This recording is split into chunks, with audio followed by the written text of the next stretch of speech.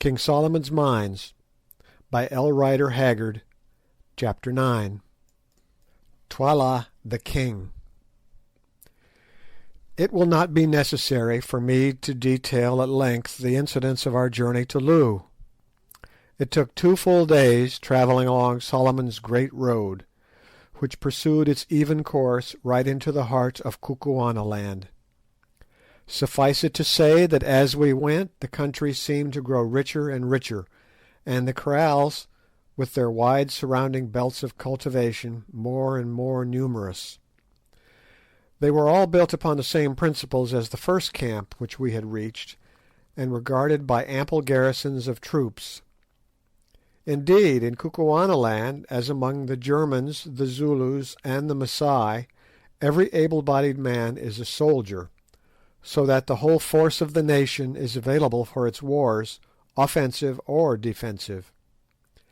As we travelled, we were overtaken by thousands of warriors hurrying up to Loo to be present at the great annual review and festival, and more splendid troops I never saw. At sunset on the second day we stopped to rest a while upon the summit of some heights over which the road ran, and there on a beautiful and fertile plain before us lay Loo itself. For a native town it is an enormous place, quite 5 miles round I should say, with outlying kraals projecting from it that serve on grand occasions as cantonments for the regiments, and a curious horseshoe-shaped hill, with which we were destined to become better acquainted, about 2 miles to the north. It is beautifully situated, and through the centre of the kraal, dividing it into 2 portions, runs a river, which appeared to be bridged in several places, the same indeed that we had seen from the slopes of Sheba's Breasts. 60 or 70 miles away 3 great snow-capped mountains, placed at the points of a triangle, started out of the level plain. The conformation of these mountains is unlike that of Sheba's Breasts, being sheer and precipitous instead of smooth and rounded. Infadoos saw us looking at them and volunteered a remark.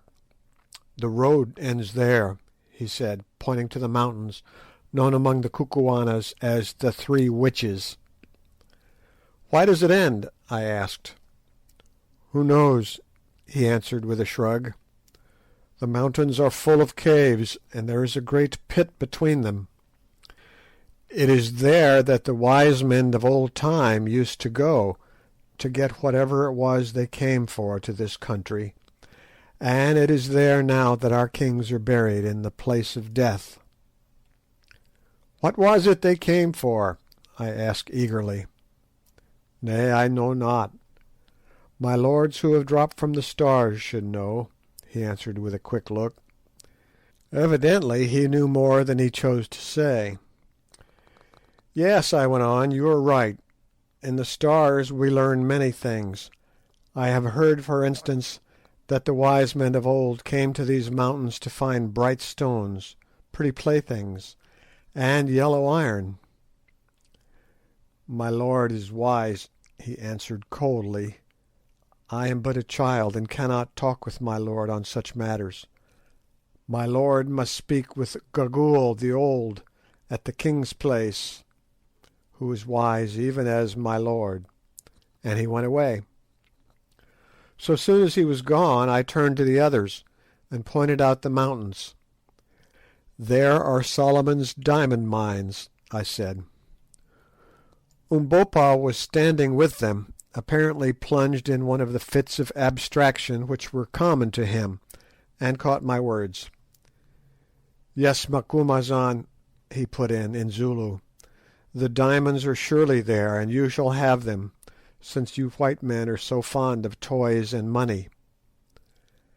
"How dost thou know that, Umbopa?" I asked sharply, for I did not like his mysterious ways. He laughed. "I dreamed it in the night, white men." Then he too turned on his heel and went. "Now what," said Sir Henry, "is our black friend driving at? He knows more than he chooses to say, that is clear. By the way, Quatermain, Has he heard anything of my brother?" "Nothing. He has asked everyone he has become friendly with, but they all declare that no white man has ever been seen in the country before." "Do you suppose that he got here at all?" suggested Good. "We have only reached the place by a miracle. Is it likely he could have reached it without the map?"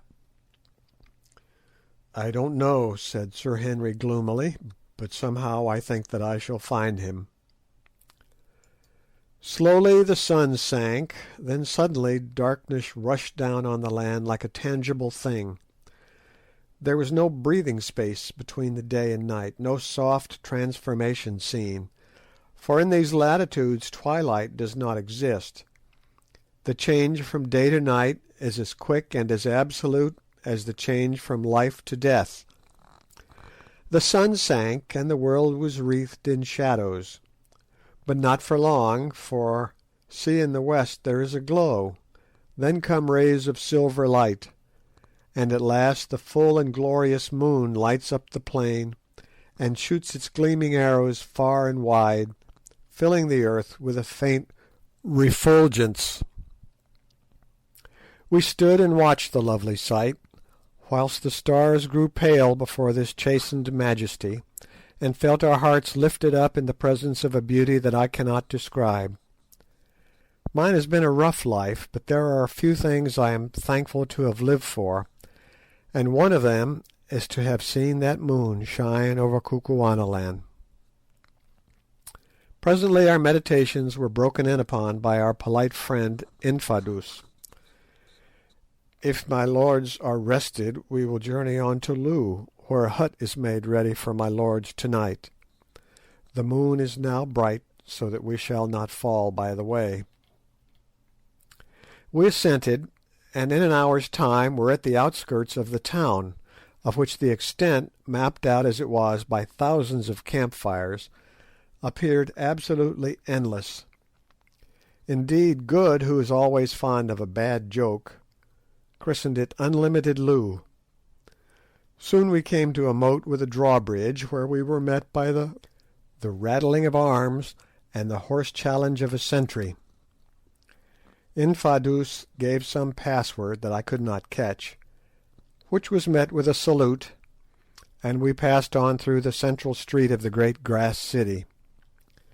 After nearly half an hour's tramp past endless lines of huts, Infadoos halted at last by the gate of a little group of huts which surrounded a small courtyard of powdered limestone, and informed us that these were to be our poor quarters. We entered and found that a hut had been assigned to each of us.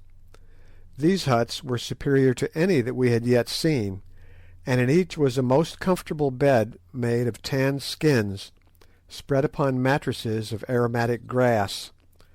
Food, too, was ready for us, and so soon as we had washed ourselves with water, which stood ready in earthenware jars, some young women of handsome appearance brought us roasted meats and mealy cobs daintily served on wooden platters, and presented them to us with deep obeisances. We ate and drank, and then, the beds having been all moved into one hut by our request, a precaution at which the amiable young ladies smiled, we flung ourselves down to sleep, thoroughly wearied with our long journey.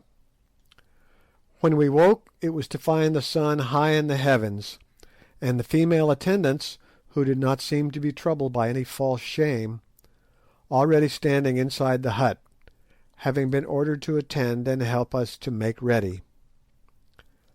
"Make ready, indeed," growled Good. "When one has only a flannel shirt and a pair of trousers, that does not take long.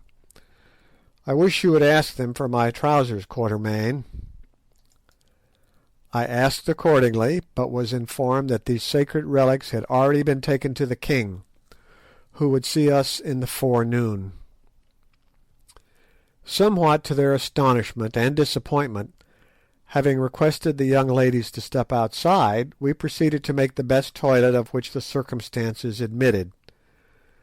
Good even went the length of again shaving the right side of his face.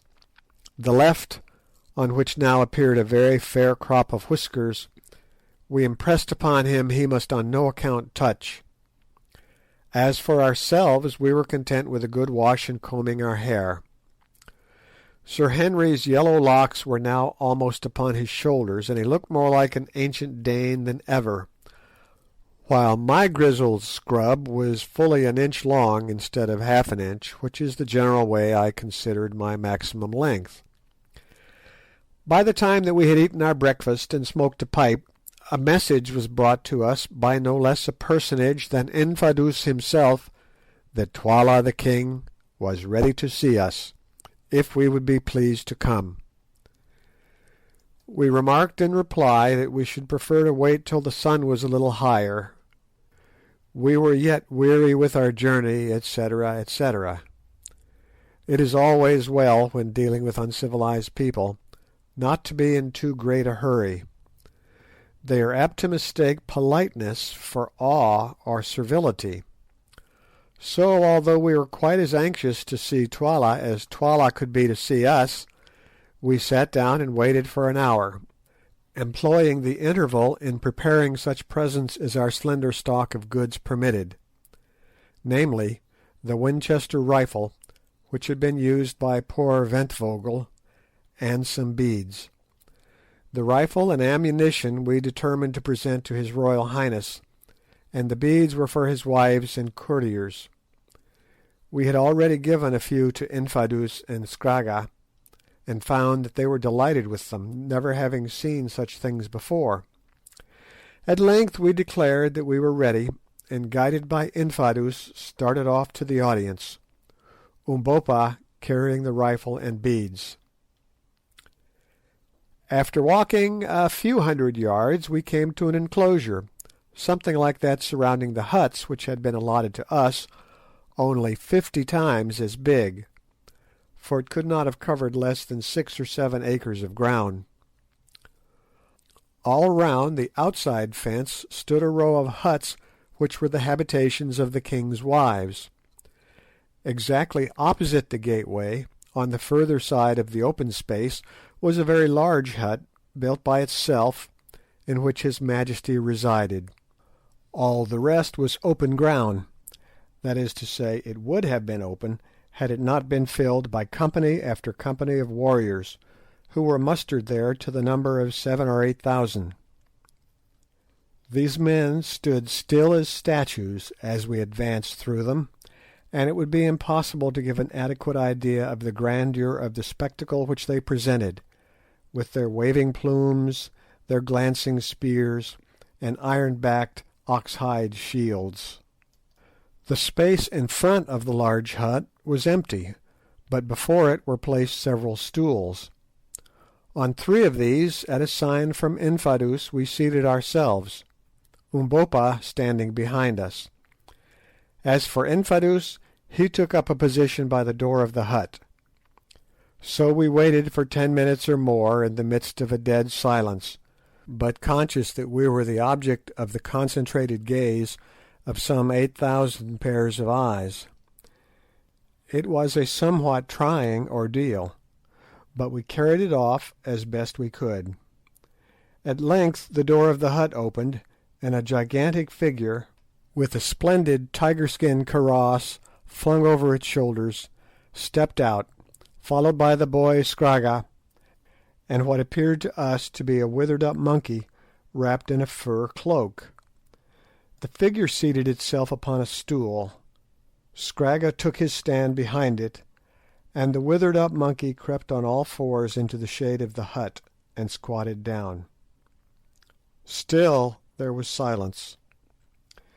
Then the gigantic figure slipped off the kaross and stood up before us, a truly alarming spectacle.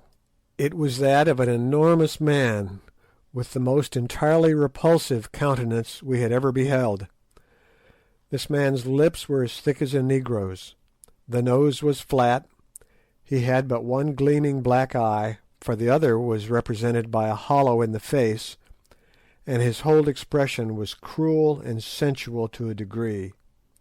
From the large head rose a magnificent plume of white ostrich feathers. His body was clad in a shirt of shining chain armour, whilst round the waist and right knee were the usual garnishes of white oxtail. In his right hand was a huge spear, about the neck a thick torque of gold, and bound on the forehead shone dully a single and enormous uncut diamond. Still there was silence, but not for long. Presently the man, whom we rightly guessed to be the king, raised the great javelin in his hand. Instantly 8,000 spears were lifted in answer, and from 8,000 throats rang out the royal salute of Koom. 3 times this was repeated, and each time the earth shook with the noise that can only be compared to the deepest notes of thunder. "Be humble, O people," piped out a thin voice which seemed to come from the monkey in the shade. "It is the king." "It is the king," boomed out the 8,000 throats in answer. "Be humble, O people, it is the king."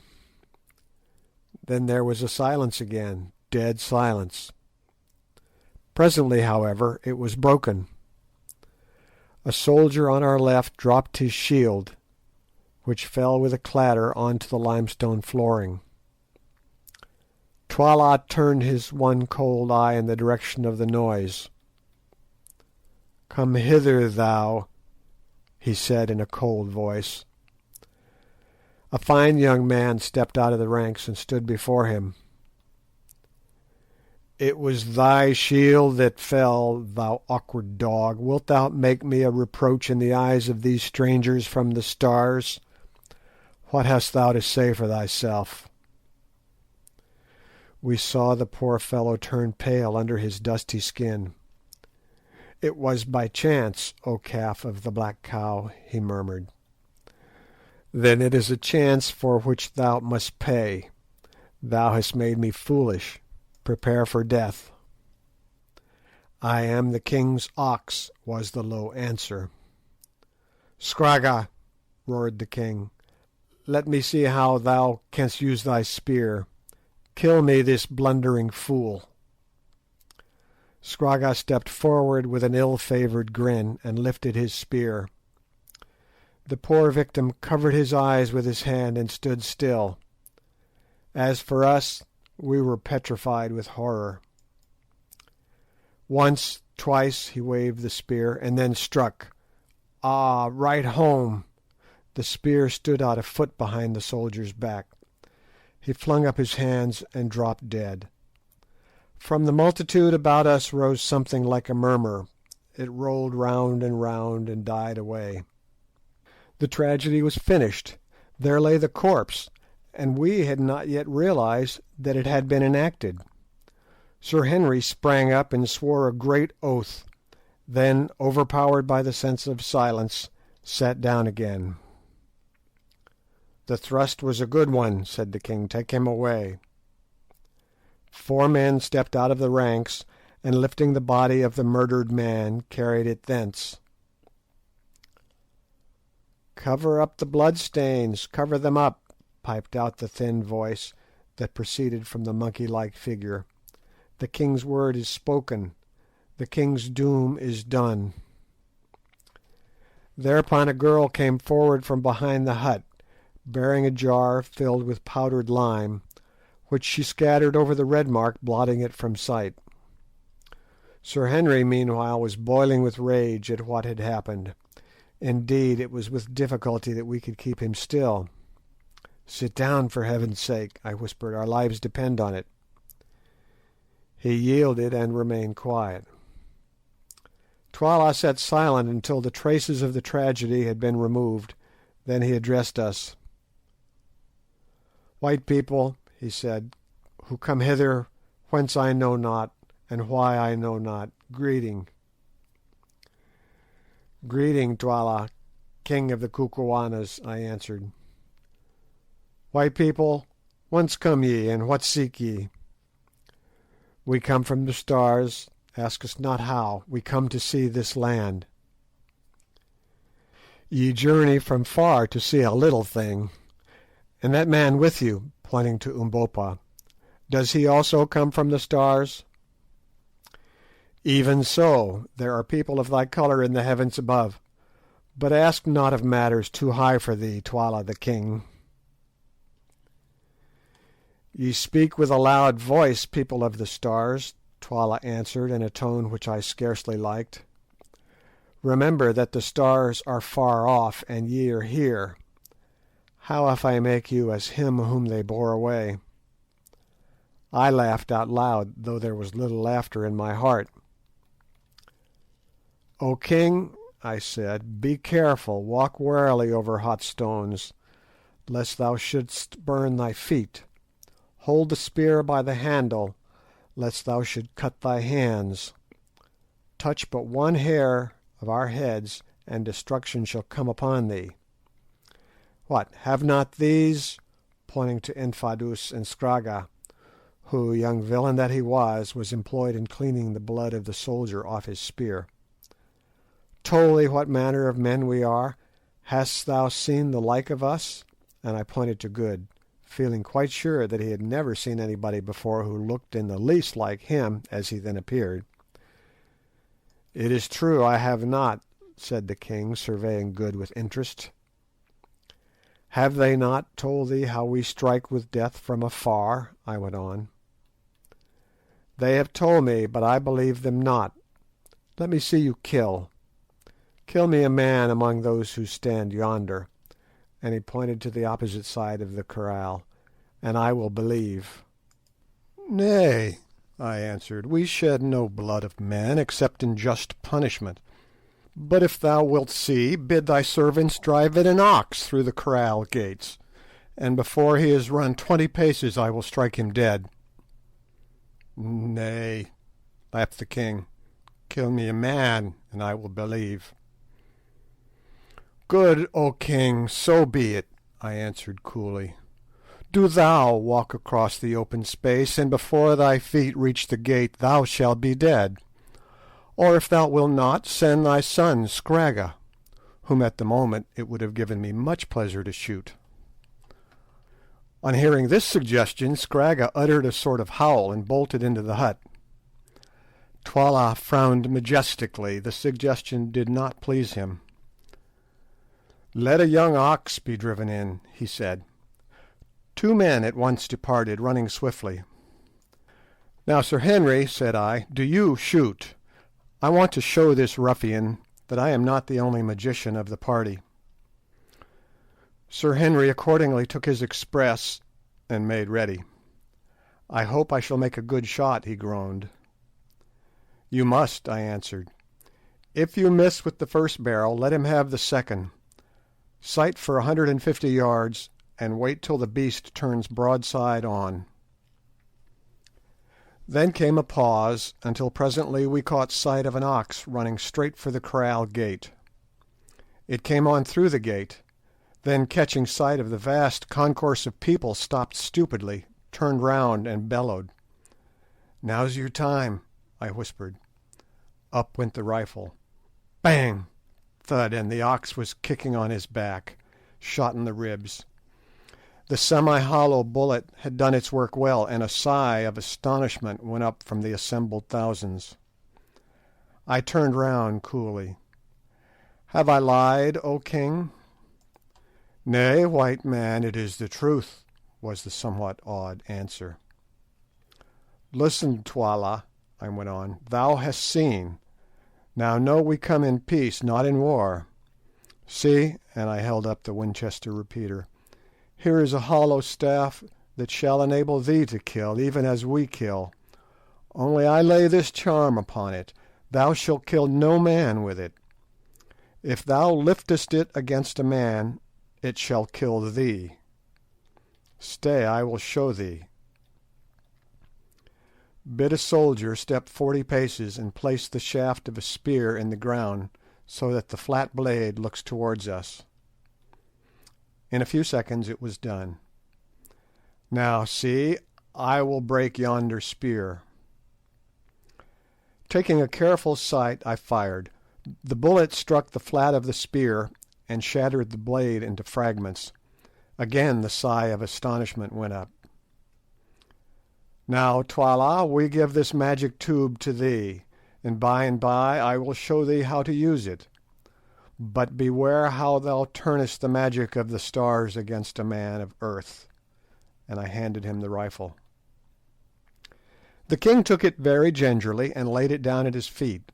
As he did so, I observed the wizened, monkey-like figure creeping from the shadow of the hut. It crept on all fours, but when it reached the place where the king sat, it rose upon its feet, and throwing the furry covering from its face, revealed a most extraordinary and weird countenance. Apparently it was that of a woman of great age, so shrunken that in size it seemed no larger than the face of a year-old child, although made up of a number of deep and yellow wrinkles. Set in these wrinkles was a sunken slit that represented the mouth, beneath which the chin curved outwards to a point.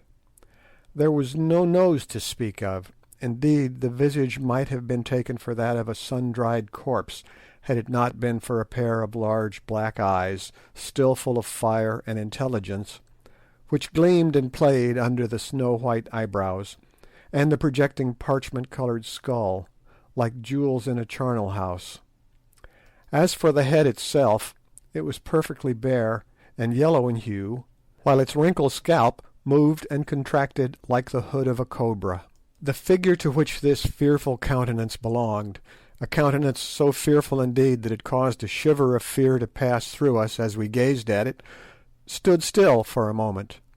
Then suddenly it projected a skinny claw armed with nails nearly an inch long, and laying it on the shoulder of Twala the king, began to speak in a thin and piercing voice. "Listen, O king!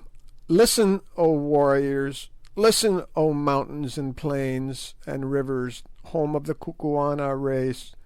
Listen, O skies and sun, O rain and storm and mist! Listen, O men and women, O youths and maidens, and O ye babes unborn!